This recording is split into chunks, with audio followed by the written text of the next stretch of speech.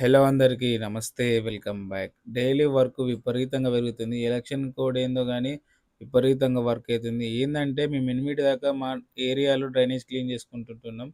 So, మాకు tractor వచ్చేసి 8 వరకొస్తది. So, 8 వరకొస్తే ఏంటిదంటే ప్రాబ్లమ్ ఇక్కడ ట్రాక్టర్ మీద ఒక్కడే లేబరొస్తారు. అందుకే వర్క్ అనేది గాదు. సో, ఏం చేస్తామంటే మా ఏరియా నుంచి ఇప్పుడు మేము వర్క్ చేస్తాం కాబట్టి మా దాంట్లో నుంచి ఒకళ్ళెళ్ళాలి. సో, ఒకళ్ళెళ్ళాలంటే ఇప్పుడు వర్క్ అనేది మళ్ళీ అక్కడనే పెండింగ్ పడిపోతుంది.